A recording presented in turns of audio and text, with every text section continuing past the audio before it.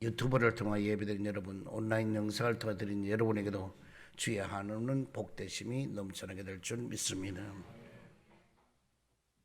저는 이 시간 여러분과 함께 기도의 응답을 얻으려면 하는 제목으로 은혜를 나누고자 합니다.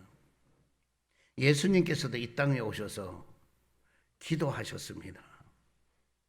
항상 습관을 쫓아 감람산으로 나아가면서 거의 매일마다 기도하셨습니다. 겟세마네 동산에서 땀방울이 핏방울이 되도록 우리 죄를 대속해 주시기 위하여 기도하셨습니다. 갈보리 십자가 높은 그 언덕에 죽음에 이르는 그 순간까지도 우리 주님은 기도하셨습니다. 그러므로 우리는 기도만이 영적인 호흡이고 기도만이 주님과 만남이 있게 되는 것이고, 그러므로 우리는 절대로 우린 기도해야 되는 우리 모두가 되어야 될 것입니다. 그런데 우린 첫 번째로 하지 말아야 할 기도가 있다는 것입니다. 하지 말아야 할 기도는 먼저 향방 없는 기도를 하지 말라는 것입니다. 고린도전서 9장 26절에 보면은 그러므로 나는 다름질하기를 향방 없는 것 같이 아니하고 라고 말씀하고 있습니다. 여기 다름질을 하는 사람이 어디로 가야 될지 방향을 몰라, 목적지가 없어. 그러면 그 사람은 출발점에서 어디로 가야 될지를 모르는 겁니다. 왜? 어디로 갈 목적이 없으니까. 아무리 좋은 성능이 좋은 차를 사가지고도 시동까지 걸어놨어요. 근데 갈 목적지가 없어요. 방향이 어디로 가야 될지를 몰라요. 그럼 그 차는 뭐냐? 그 자리에 서 있을 수밖에 없는 것입니다. 기도에는 방향성이 분명해야 하는 것입니다. 기도 시간에 기도한 목표가 뚜렷하고 분명하지 않으면은 잡념이 사로잡힌 시간으로 낭비를 하거나 아니면 내내 졸다가 몸만 피곤해지게 되고, 그리고 그 상태에서 기도 시간은 끝나게 되는 것입니다. 기도에 아무런 목적도 아무런 방향성도 없으면은 앉아서 그냥 기도를 하다가 나중에 보면 지쳐가지고 그냥 잠들게 되고, 그러다 보면 시간 다 됐다 그러면은 그럼 뭐냐? 일어나 가는 겁니다. 그냥 시간만 때우는 것이지 거기서 뭐냐? 어떤 알맹이가 없어요. 열매가 없어요. 그 다음에 기도는 허공을 치는 기도가 있다는, 고린도전서 9장 26절에 보면은 싸우기를 허공을 치는 것 같이 아니하며 그랬습니다. 여기 허공을 친다는 건 꼰트 선수가 명중을 시키고 목표물을 향하여 칠 때에 유효타를 친 걸 가지고 전부 다 계산을 합니다. 심판관이 그냥 막 계속 흔들어 댔는데, 계속 주먹은 나갔는데 거기 유효타가 하나도 없으면은 100개를 쳐도 허공을 친 거는 그건 점수가 없어요. 딱 한 번을 치더라도 목표물을 향하여서 명중되었을 때에 그때 그거는 점수가 높은 점수가 나가는 것입니다. 오늘 기도가 허공을 치는 기도를 하는 사람들이 있어요. 기도는 하나님의 뜻에 적중하는 기도가 되어야 응답이 되는 것입니다. 하나님의 뜻이라는 관역을 벗어나서는 개인의 탐심으로 구하는 기도는 아무리 오랫동안 기도를 해도 응답을 받지 못하고 허공에 흩어져서 사라져버리는 기도가 되고 만다는 것입니다. 오늘 사람들이 허공을 치는 기도를 많이 해요. 우리는 이렇게 허공을 쳐서 우리 한 모든 말이 허공에서 사라지는 말이 되지 않도록 우리는 분명한 기도가 있어야 될 것입니다. 그 다음에 기도는 증언부언하는 기도가 있다는 것입니다. 마태복음 6장 7절을 보면은 또 기도할 때에 이방인과 같이 증언부언하지 말라. 그들은 말을 많이 하여야 들으실 줄 생각하느니라고 했습니다. 이 중언부언하는 기도는 한 소리 한 걸 또 하고 계속 반복하는 기도를 말하는 것입니다. 그렇게 해야 하나님이 들으시는 줄로 착각하는 무지한 자의 기도인 것입니다. 하나님이 못 알아들을까 봐 불안해서 반복하는 불신하는 그 사람의 기도는 중언부언해서는 소용이 없습니다. 에베소에서 아데미 신을 숭배하던 사람들도 2시간 동안 큰 소리내어 고함치고 그들도 기도했습니다. 오늘 우리는 소리를 큰 소리 쳐야만이 들어주실 줄 알고, 그런데 내용은 없어요. 자꾸 중언부언하는 기도만 계속하는 거예요. 했던 말 또 하고 또 이 말했다 저 말했다가 갈피를 잡지 못하는 그러한 기도는 아무리 오랜 시간 동안 기도를 해도 그 기도는 뭐냐? 응답이 될 수가 없는 것입니다. 그 다음에는 믿음이 없는 기도인 것입니다. 마가복음 9장 23절에 보면은 예수께서 이르시되 할 수 있거든이 무슨 말이냐? 믿는 자에게는 능하지 못할 일이 없느니라 하시니, 하나님은 기도자의 믿음이 역사하신다는 것입니다. 그러므로 믿음이 없는 기도, 아주 이건 안 될 거야, 이거는 가능하지 않아, 이거는 힘들어, 본인이 판단하고는 그 기도를 하는 것입니다.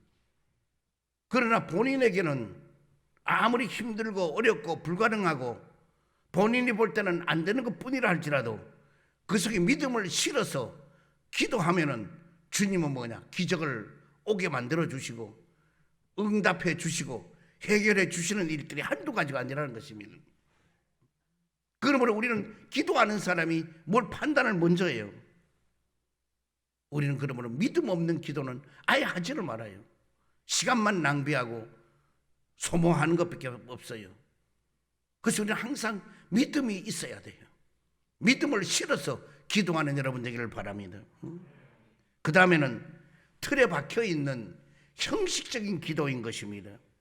하나님께 드리는 기도는 우상 숭배자나 접신자 외에 또 주문이나 이런 것으로 막 눈물을 흘려가면서 크게 부르짖는 것처럼 소리 그 자체가 중요한 것이 아닙니다. 내용이 중요합니다. 사람의 외모가 보는 것이 아니라 중심을 보시는 하나님은 기도에 드려진 그 시간이나 미사 어구가 아니라 기도하는 사람이 구하는 기도 내용이나 기도하는 사람의 삶의 태도나 그 간절함을 주님은 보시는 것입니다. 그래서 틀에 박혀있는 이런 기도, 이런 걸 주님은 절대로 원하지 않습니다. 그래서 우리는 항상 형식적인 기도, 마지못해 억지로, 의식적으로, 가식적으로 이러한 기도는 하나만 하나예요. 그래서 우리는 그런 시간을 낭비하지 말아야 될 것입니다. 그 다음에는 습관적이고 종교적인 기도입니다. 사도신경을 우리가 한다든지 주기도문이든지 아니면 대표 기도이든지 평소에 하는 개인 기도이든 간에 염주나 묵주를 이렇게 돌려가면서 달달달달 외워서 낭독하는 그런 식으로 하는 기도는 내용을 생각하지 않기 때문에 습관적으로 하는 기도는 아무 의미가 없다는 것입니다. 우리가 사도신경도 그 내용의 하나하나를 내 가슴 속에 생각하고 의미를 생각하며 하는 기도, 주기도문 기도도 마찬가지고 대표 기도도 마찬가지예요. 습관적으로 하는 기도는 우리는 그런 것은 안 되어요. 우리는 종교적인 어떤 좋은 미사오구를 다 갖다 한다 할지라도 그것이 필요 없어요. 그 다음에 진정성이 없는 무성의한 기도인 것입니다. 그 순간 그 장소에 모인 그 사람들과 그 시기와 상황에 맞게 마음의 진정성을 담아서 기도를 드리는 것이 아니라 몇 년을 두고 봐도 자동으로 돌아가는 녹음기에 틀어놓은 것 같이 기계적으로 하는 기도에는 진정성을 느끼지 않는다는 것입니다. 사람이 들어도 무성의한 기도를 하나님은 응답할 리가 없다는 것입니다.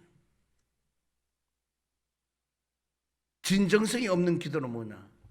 그냥 10년 전에 20년 전에 한 기도를 녹음기 틀어놓고 계속 하듯이, 다시 말하면 환경과 처지와 형편에 따라서 기도 내용이 달라야 되고 그 기도의 진정성이 있어야 될 것입니다.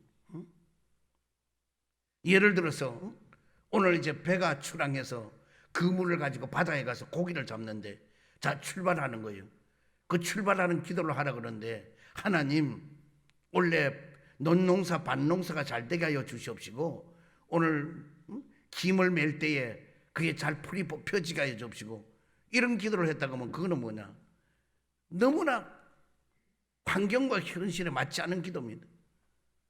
그럴 때는 주님, 오늘 이렇게 배가 출항하게 됩니다. 순풍에 돛단 듯이 잘 다녀오게 하여 주시옵시고, 이 그물을 내렸을 때에 만선이 되게 하여 주셔서 이 많은 고기를 잡아서 하나님 나라를 확장시키고 많은 사람들에게 기쁨을 줄 수 있고 건강에 유익이 될 수 있도록 하는 일을 해달라는 이런 기도가 그때 맞아서 뭐냐? 바로 형식적이고 의식적인 그런 진정성이 없는 게 아니라, 진정성이 있는 기도는 많은 사람 가슴에 와 박혀요. 진정성이 있는 기도를 하면은 뭔가 생각이 다 달라지고, 그리고 뭐냐? 변화가 오게 되는 거예요. 그래서 우리는 항상 진정성이 있는 기도를 하려고 하는 여러분들을 주의는 축원드립니다. 그럼 두 번째 마지막으로, 그럼 우리가 해야 될 기도는 어떤 기도를 해야 하는가? 먼저 필요를 구하는 순수한 기도가 되라는 것입니다. 마가복음 11장 24절에 보면, 그러므로 내가 너희에게 말하노니 무엇이든지 기도하고 구하는 것은 받은 줄로 믿으라. 그리하면 너희에게 그대로 되리라고 말씀해 주고 있습니다. 하나님은 도에 넘는 욕심이나 탐심이 아니라 필요를 구하는 성도의 기도를 들어준다는 것입니다. 그래서 우리는 많은 사람들의 기도를 뭐냐? 탐심으로 구하는 거예요. 욕심으로 구하는 거예요. 그리고는 왜 응답이 안 되느냐고, 왜 해결을 안 해주느냐고. 오늘 우리는 이런 사도신경 고백이 일용할 양식을 주옵시고 그랬습니다.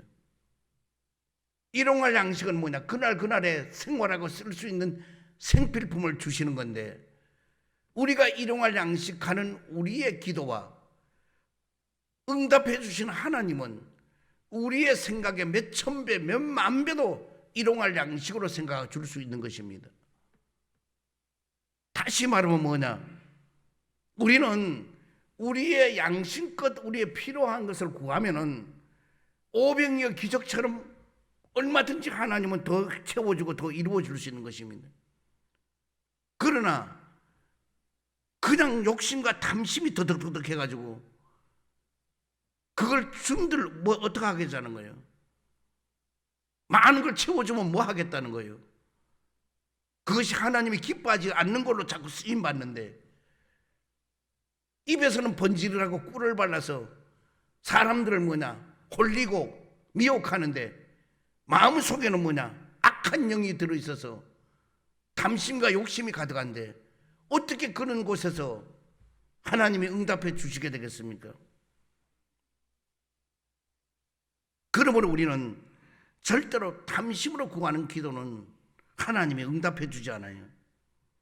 그래서 우리는 순수한 기도, 단순한 기도, 복잡하게 계산기를 두드려야 되는 것이 아닙니다.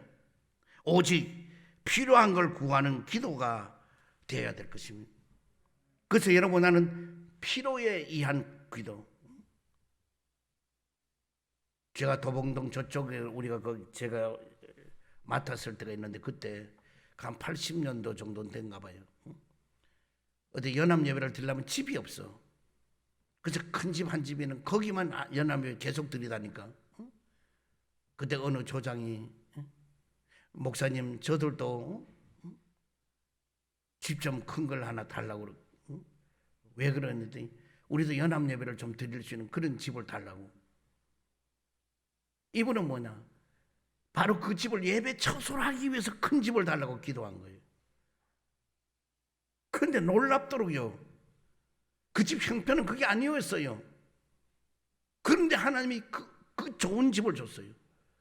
좋은 집을 줬을 뿐만 아니라, 그때가 뭐 양말인가 뭐 이런 걸로 했는데요, 그게 대박이 났어요. 엄청난 거래가 많이 되고, 그래서 그 자녀들은 해외에 전부 다 유학 다 시키고 큰 복을 받는 걸 보았어요. 우리의 기도가 하나님께 영광을 돌리는, 하나님의 일을 하기 위해서 이 일을 하게 해달라 그러면은, 그것은 바로 필요를 구하는 것은 하나님이 꼭 응답해 주시게 될 줄 믿습니다. 그 다음에 우리 기도는 뭐냐, 성령님 안에서 기도라는 것입니다. 에베소 6장 18절에 보면은, 모든 기도와 간구를 하되 항상 성령님 안에서 기도하고 이를 위하여 깨어 구하기를 항상 힘쓰며 여러 성도들을 위하여 구하라. 우리가 기도하는 것이 성령님 밖에서 하는 기도가 되는, 특별히 우리 성령 사랑교회는 우리 성령님을 의지하고 환영하고 모셔드립니다 하면서 성령 안에서 하는 기도가 되어야 될 것입니다. 저는 이 단에 올라오면 딴 기도 안 해, 무릎 꿇고 성령님 나 좀 도와주세요. 성령 제가 지금 설교하러 나가는데 좀 지켜주세요. 그냥 만날 성령님께만 매어 달리는 거예요. 그리고 나와요. 딴 기도 하는 거 없어요. 오늘 우리가 성령을 정말로 의지하고 성령 안에서 하는 기도는요, 기적을 볼 수가 있어요. 성령 안에서 하는 기도는 응답이 와요. 그리고 성령 안에서 하는 기도는 뭐냐, 기쁨이 오고 즐거움이 오고 감사가 넘쳐요. 그래서 우리는 성령님께 안에서 내가 하는 기도인가 바깥에 하는 기도인가, 그래서 항상 성령 안에서 하는 기도가 되어야 되거든요. 성령 안에 하는 기도는 뭐냐, 나도 모르게 마음의 평안을 얻어요. 성령 안에서 하는 기도는 뭐냐, 근심, 염려, 두려움이 다 떠나가요. 성령 안에서 하는 기도는 마음의 평안과 즐거움과 감사가 넘치고 기쁨이 넘쳐나요. 그래서 기도하고 난 사람들 나중에 얼굴을 보면요, 그 막 얼굴이 빛이 나고 막 이런 거예요. 왜? 그 성령님 안에서 한 기도이기 때문에 그분은 뭐냐, 응답도 받고 평화도 얻고 이런 거예요. 그러나 성령 안에서 하지 않은 기도는 뭐냐, 두려움이 오고 염려가 오고 근심이 오고요. 기도를 하기는 했는데 내가 뭔 기도를 했는지도 몰라. 그리고 돌아서서 나중에 뭐냐, 또 불안이 찾아오는 거예요. 모든 기도와 간구는 내 마음대로가 아니라 반드시 성령 안에서 기도하는 기도가 되어야 될 줄 믿습니다. 그래서 성령님 안에서 기도는 진지한 기도요. 내 뜻과 성령님의 뜻이 서로가 다를 때에 진지하게 돌아보고 진지하게 고민도 해보고 그리고 말씀대로인지를 살펴서 맞춰서 가는 기도가 되어야 되기 때문입니다. 그래서 성령님 안에서인지 아닌지를 알 때는 말씀에 비춰봐야 돼요. 말씀의 거울에 비춰보면은 내가 성령님 안에서인지 성령 밖에서인지 알 수가 있어요. 그래서 우리 항상 성령님 안에서 하는 기도가 되기를 주에는 축원드립니다. 그 다음에 기도는 뭐냐? 믿음의 기도인 것입니다. 마태복음 21장 22절을 보면은 너희가 기도할 때에 무엇이든지 믿고 구하는 것은 다 받으리라 하시니라고 했습니다. 믿는다는 것은 하나님을 믿는 것이며 하나님께 기도하면은 바로 들으실 것을 믿는 것이며, 하나님이 들으시면은 응답해 줄 것을 믿는 것입니다. 그래서 믿음의 기도는 바로 명확한 기도인 것입니다. 믿음은 애매모호하지를 않습니다. 믿음은 희미하지 않습니다. 성경 말씀에 근거해서 확실하고 분명한 것입니다. 그리고 하나님은 지금도 살아계셔서 역사하시고 계시는 것입니다. 그러므로 우리는 항상 믿음이 적용돼야 되는 거예요. 기도할 때도 밑에 바탕이 믿음이 있어야 돼요. 기도하는 내용 속에도 믿음이 실어져야 돼요. 믿지 못하면 어떻게 기도해서 모든 일이 해결될 걸 기대합니까? 모든 것은 믿음이요, 믿음. 그래서 믿음이 이기는 거예요. 믿음이 승리자가 되는 거예요. 눈으로 보고 환경으로 보고 기도해보고 이러면서 뭐냐, 약해지고 불안해지고 염려가 온다. 그래도 거기서 뭐냐, 성령을 의지하고 믿어야 되는 거예요. 믿으면 환경이 바뀌어지고 달라질 수가 얼마든지 있는 거예요. 생활이 달라져요.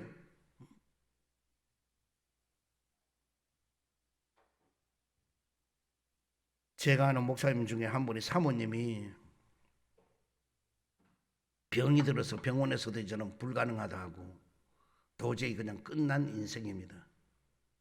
그런데 제대로 걷지도 못해요. 집에서 누워 있는데 이 남편 목사님이 붙들고 어떻게든 당신 한번 걸어보자고. 그래서 집에서 한 발짝 두 발짝 뛰는데 30분 걸려요. 왜? 일으키면 쓰러지고 자꾸 약해지니까. 그래 하기를 계속했더니 나중에는 산도요 혼자 올라가고요, 완전히 완치가 되도록 된. 오늘 여러분, 나는 믿음으로 걸으면은 걷는 그 순간에 믿음이 있기 때문에 거기 기적도 볼 수가 있고 역사도 일어날 수가 있는 것입니다. 그래서 우리는 항상 기도할 때 뭐냐, 믿음이 있는 기도가 돼야 되는 거예요. 믿음이 떠난 기도는 소용없어요. 일이 될 일이 아무것도 없어요. 왜? 믿음이 없는데 뭔 일이 될 수가 있어요. 그래서 우리는 항상 믿음의 기도를 저버리지 말기를 바랍니다. 그 다음에 우리는 뭐냐, 감사의 기도를 해야 될 것입니다. 빌립보서 4장 6절에 보면은 아무것도 염려하지 말고 다만 모든 일에 기도와 간구로 너희 구할 것을 감사함으로 하나님께 아뢰으라고 말씀해 주고 있는 것입니다. 기도도 간구도 감사함으로 아뢰어야 된다는 것입니다.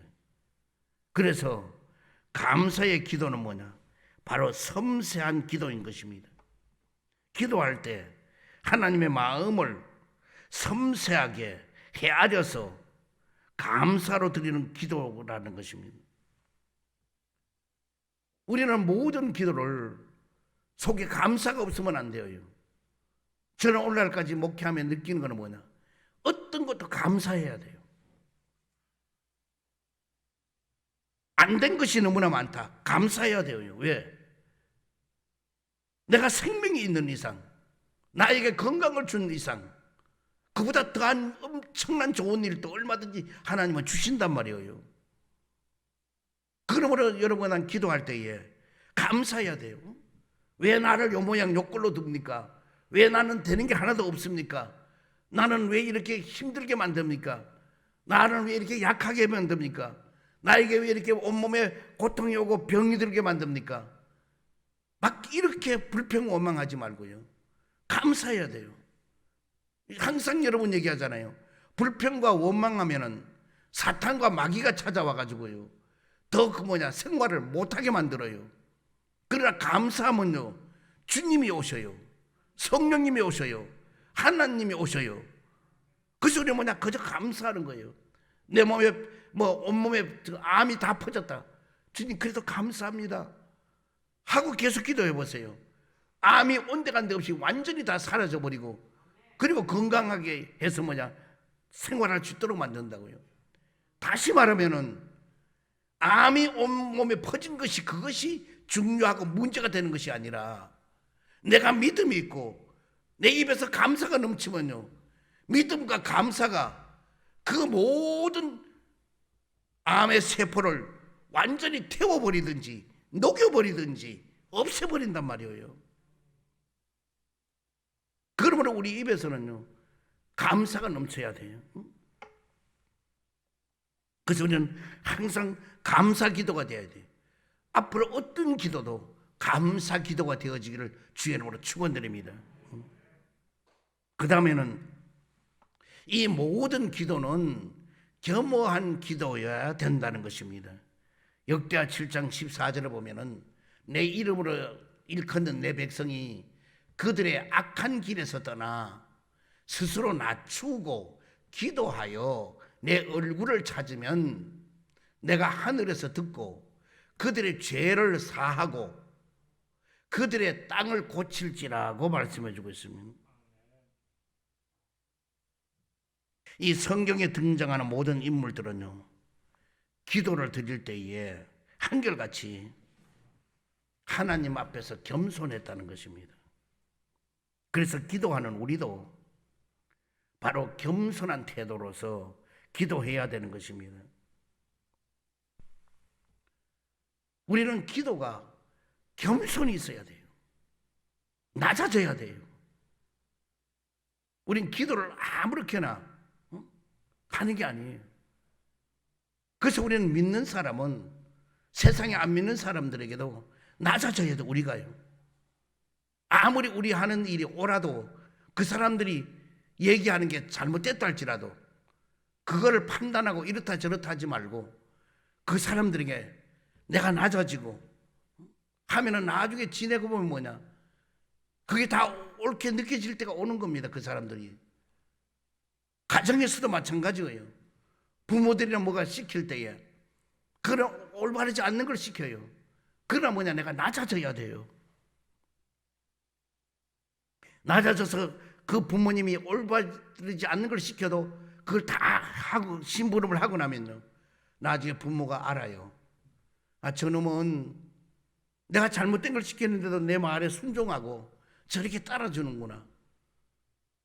그러면 이 부모가 뭐냐, 여러 자식들이 있지만은 가장 중요한 문제를 가지고 의논할 때는요, 가장 믿음이 가는 자식을 불러서 대화할 수밖에 없는 거예요. 우리 하나님께도 마찬가지예요. 쓰임 받는 거는요. 그래서 모세는 온유함이 온 지면에 승하더라고 그랬습니다. 겸손한 자가 영을 소생시킨다고 그랬습니다. 우리는 어디 가도 너무 아는 척하고 녹두방정처럼 그냥 뛰지 말고 우리는 그저 알아도 좀 겸손하게 남들이 다 얘기하는 걸 다 듣고 이럴 수 있는 그런 마음을 가져야 돼요. 다시 말하면 남을 포용할 수 있는 넓은 마음을 우리가 가져야 돼요. 그러면 뭐냐, 거기에서 하나님은 높여주는 거예요. 그래서 너희들이 어디 가면은 상석에 앉지 마라, 말석에 앉아라. 상석에 앉으면은 너보다가 더 높은 사람이 오면은 상석에서 쫓겨나면은 말석에도 앉을 자리가 없느니라. 그러나 말석에 가서 앉으면은 너를 상석으로 높여주고 올려준다. 그런 내용이 있습니다. 오늘 여러분, 나는 그저 겸손하고 온유하게 이런 모습이 돼요. 그래서 어디 가도 너무 아는 척하지 말고 그저 낮아지고 또 낮아지고 또 겸손한 이런 마음을 가져야 돼요. 그래서 우리 기도도 이렇게 겸손한 기도를 하라는 것입니다. 사랑하는 성도 여러분, 기도를 우리가 한다는 것은 대상이 하나님입니다. 그러므로 기도를 우리가 아무리 해도 그 기도를 들어주시는 분도 하나님이시고 그 기도를 응답해 주시는 분도 하나님이신 것입니다. 그러므로 모든 결정권은 하나님께 있는 것입니다. 나는 아무것도 없어요. 그저 기도할 뿐이에요. 그러나 그 기도할 뿐인 것은 뭐냐, 은혜를 구하는 기도, 긍휼을 베풀어 달라는 기도, 그거는 뭐냐? 여러분 한낱 피조물에 불과하기 때문에 어떻게 그분 앞에서 기도를 그렇게 했다고 무조건 응답이 됐다고 얘기할 수 있습니다. 결정권은 전적으로 하나님께 있는 거예요. 그래 우린 기도할 뿐이에요. 기도하면 뭐냐? 하나님 마음에 합한 기도는요, 여러분 나에게 어떤 것도 다 응답하고 해결해 줄 줄 믿습니다. 그래서 우리는 코로나 바이러스 19도 빨리 박멸시켜 달라고 우리가 기도해야 돼요. 그리고 우리 교회들이 코로나 바이러스를 발생하는 장소가 아니잖아요. 딴 데서 어떻게 묻어온 사람이 교회 와서 예배 드리다 보니 이게 전파되고 해가지고 이 어려움을 가져온. 그러나 제가 볼 땐 교회 방역시설을 제일 잘하는 걸로 알아요. 우리가 이 안에도 모든 시설을 다 해놨어요. 여기에 만약에 확진자가 왔다 할지라도 여기서는 어떻게 전파되고 이게 될 수가 없어요. 그러므로 철저하게 우리가 방역시설을 해서 우리가 예배를 드리고 있는 것입니다. 그러므로 여러분 나는 뭐냐? 우리만 이렇게 건강하고 우리만 안 걸리는 게 중요한 것이 아니라 다른 사람도 건강하고 안 걸리게 하는 것이 중요한 것입니다. 그래서 우리는 확진자가 어디서 다른 사람 나왔다, 그 사람을 꼭 병자 취급을 하고 이렇게 하는 게 아니라 우리 겸손하게, 오히려 저 사람이 내가 걸릴 걸 대신 저 사람이 걸렸구나, 내가 어떻게든 저 사람을 내가 더 사랑해주고 저 사람을 내가 더 관심을 가지고 도와줘야 되겠구나, 이런 마음을 가져야지. 확진자가 됐다고 그 사람을 그냥 무조건 도외시해버리고 돌려버리고 따돌리고 이래서는 안 된다는 겁니다. 그래서 여러분 나는 이제는 어쨌든 코로나 바이러스가 이제는 뭐 점점 감소되고 좀 숙진다 그러니까 감사할 일이지만은 여러분 더 많은 기도해야 돼요. 그래서 코로나 바이러스도 하나님이 멸하려면 멸하는 거예요. 하나님이 못하시는 일이 어디 있어요? 뭐 거리 두는 거 간단해요. 하나님이 눈을 1m씩만 전부 다 오게 만들면 어디를 다녀요? 차가 다녀요? 거리 두지 말아도 저절로 두는 거예요. 하나님이 못하실 일이 어디 있어요? 하나님이 태풍 불어가지고 다 쓸어가 버리면 뭐 하겠어요? 바이러스도 쓸어갈 수도 있는 것이죠. 그러므로 만병의 의사는 예수님이셔요. 그러므로 여러분 나는 그저 겸손하게 기도하고 남의 아픔을 내 아픔으로 알고 남의 고통을 내 고통으로 알고 남의 불행을 내 불행같이 여기고 그리고 감싸주고 도와주는 여러분들, 아무리 지금 살기가 힘들고 교회도 지금 운영이 안 되어요. 성도들이 와야 어떻게 하죠? 모두가 어려워져요.